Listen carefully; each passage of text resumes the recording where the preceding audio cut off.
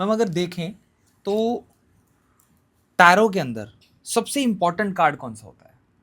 अ, सबसे important card में हम एक को नहीं कह सकते। जी। ये बिल्कुल सवाल आपने ऐसे ही कहा है कि अगर आप मंदिर जाएँ और वहाँ खड़े होके बोलें, सबकी मूर्तियाँ हैं, कि इसमें से सबसे इम्पोर्टेंट कौन से भगवान हैं, आप वो बताइए और पहले मैं उसको प्रणाम करूँगा। सभी जानते हैं कि गणपति जो है प्रथम पूजनीय हैं, बट वहाँ पे राधा कृष्ण भी हैं, विष्णु लक्ष्मी भी हैं, शिव पार्वती भी हैं, बजरंगबली जी भी हैं। तो इसी तरह से टैरो में भी कोई एक कार्ड को हम ऊपर नीचे नहीं कर सकते। लेकिन अब आपका सवाल आया है और हर जो विद्या देखता है उसका कोई ना कोई कार्ड दिल के बहुत करीब होता है। तो मेरे लिए मुझे जो आपने सवाल किया उसमें मैं फूल को भी एक अच्छी पोजीशन दूंगी, जी। क्योंकि इनोसेंट होता है। No risk no gains in life. Hmm. जब बच्चा जन्म लेता है तो उसे दिन रात का पता नहीं होता है, तो वो उतना ही मासूम होता है, इनोसेंस होता है। इसी तरह से जो फूल कार्ड है अपनी मस्ती में चल रहा है। तो लाइफ में मैं सभी लोगों से एक रिक्वेस्ट करना चाहूँगी, आप जीवन के किसी उम्र के पड़ाव में हैं, तो आप कुछ ना कुछ अपने को खुश रखने के लिए ऐसा ज़रूर कीजिए जिसमें आपको एफर्ट्स नहीं लगाने पड़े। अगर आपको सिंगिंग अच्छी लगती है, आप गाइए, दिल खोल के गाइए। सुर है, नहीं है, कोई बात नहीं। तो किक बहुत ज़रूरी है। तो फूल कार्ड जो है ना, आपको किक देता है कि नहीं कोई बात नहीं, देखी जाएगी। तो ऐसा कुछ ना कुछ अपने जीवन में भी अपनाइए कि जो आपको खुशी दे जाए, क्योंकि वही कहावत है कि अगर गगरी भरी नहीं होगी तो छलकेगी कैसे। तो आप तो तभी दूसरों को खुशी देंगे ना जब आप अपने आप में संपूर्ण रूप से उस खुशी को महसूस कर पाएंगे। सेकंड नंबर पे देखूं तो मेरे को जो है स्टार कार्ड बहुत खुशी देता है जब भी वो आता है। नेचुरली सन को सब बहुत ज़्यादा एक्सट्रीम पावरफुल कार्ड मानते हैं। व्हील ऑफ फॉर्च्यून है जो हमें एहसास कराता है कि ईश्वर है तो सब कुछ मुमकिन है। एक कि वो सब जानता है, वो सब देखता है, और वो चाहे तो जो आप अभी मुझसे थोड़ी देर पहले एक बात कह रहे थे कि ऐसा फलित नहीं होता या ऐसा हो जाता है, तो अगर ईश्वर की मर्जी हो तो जो काम 6 महीने में होना है वो 6 दिन क्या 6 घंटे 6 मिनट में भी हो जाता है। तो व्हील ऑफ फॉर्च्यून हमारे कर्मा को बहुत दिखाता है एंड गिविंग को बहुत दिखाता है कि अगर हम चैरिटी कर रहे हैं तो वो किसी ना किसी रूप में यूनिवर्स से आपके पास लौटेगा। अगर हम अच्छा कर्मा कर रहे हैं तो वो डबल ट्रिपल होके लौटेगा। एंड स्टार कार्ड मुझे इसलिए अच्छा लगता है क्यों विष्णु और लक्ष्मी का संगम है, उसमें नीर है, जल है, नारायण का भी वास है और लक्ष्मी का भी वास है। और सन कार्ड तो नेचुरली जो है वो सूर्य को प्रतिनिधित्व करता है, हमारे सन गॉड को जो है रिप्रेजेंट करता है। और वैसे भी आप देखिए जब यूनिवर्स में सन आता है तो लाइट ही लाइट होती है। तो ये मेरे दिल के कुछ करीब कार्ड्स हैं। और क्वीन ऑफ वैंड्स, अगर मैं माइनर अरकाना की बात करूं तो मुझे क्वीन ऑफ वॉन्ड्स जो है वो बहुत अच्छा लगता है, क्योंकि हर फीमेल में कहीं ना कहीं क्वीन ऑफ वॉन्ड है।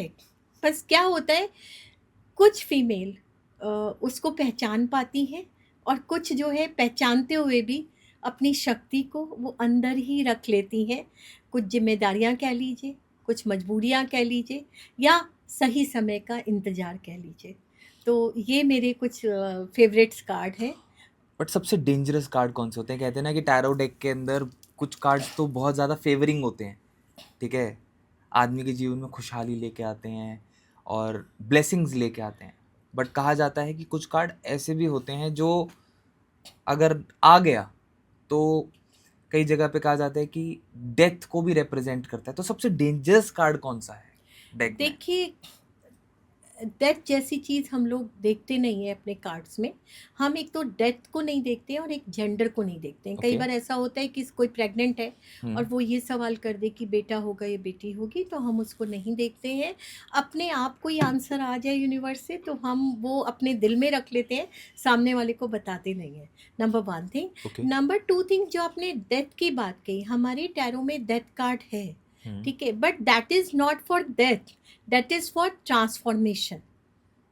आज मैं आपसे एक सवाल करती हूँ इसी डेथ की बात से। जी अ, अशोका का नाम आपने सुना होगा, जी युद्ध हुआ था, जी। इतना बड़ा युद्ध हुआ था, उन्होंने इतने सालों तक युद्ध किया था, लेकिन उसी युद्ध के मैदान से उनका ट्रांसफॉर्मेशन हुआ था।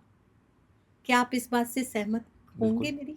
बिल्कुल है। तो यही चीज़ डेथ कार्ड बताता है कि this is the time for transformation. आप जो है पुरानी चीज़ों को उतार फेंकिए, अब जो है नया सवेरा होगा, जो पिछला था भूल जाइए। अगर किसी की लाइफ में बहुत कुछ ऐसा हो गया है, जैसे कई बार ब्रेकअप्स हो जाते हैं, दिल टूट जाता है, कोई डाइवोर्स की उस पे होता है, वर्ज पे होता है, तो व्हाट आई से कि छोड़ दीजिए, अब ये पिछला जाने का समय है और नया सवेरा आने का समय है। क्योंकि जब तक जब तक कोई चीज़ सुनामी की तरह जड़ हिलेगी नहीं, तब तक आपको कैसे पता चलेगा कि उस समुद्र में मोती भी है या आपके पास वो जेम्स भी चल के आए। तो दूसरे पौधे को लगाने के लिए पहले वाले को हटना पड़ेगा। तो डेथ कार्ड जो है ट्रांसफॉर्मेशन का कार्ड है। नेक्स्ट चीज़ आती है टॉवर कार्ड, जिससे लोग बहुत घबराते हैं।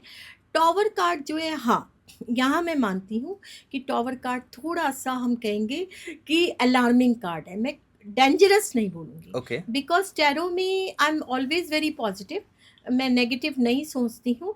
लेकिन टैरो टॉवर कार्ड और हमें ये बताता है कि आप कहीं ना कहीं कोई गलत डायरेक्शन में जा रहे हैं। आप अपने कर्मा को ठीक कर लीजिए। अगर आप कोई गलत यू टर्न ले चुके हैं तो आप वापस आ जाइए, नहीं तो फिर शनि आपको छोड़ेगा नहीं।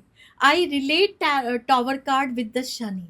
तो शनि क्या वाह। करता है, आपके बॉडी को, आपके माइंड को, आपके इमोशंस को रेक्टिफाई करता है। जितना कचरा है सब निकाल के वो फिल्टर करके आप एक बहुत ही सॉलिड इंसान बना देता है।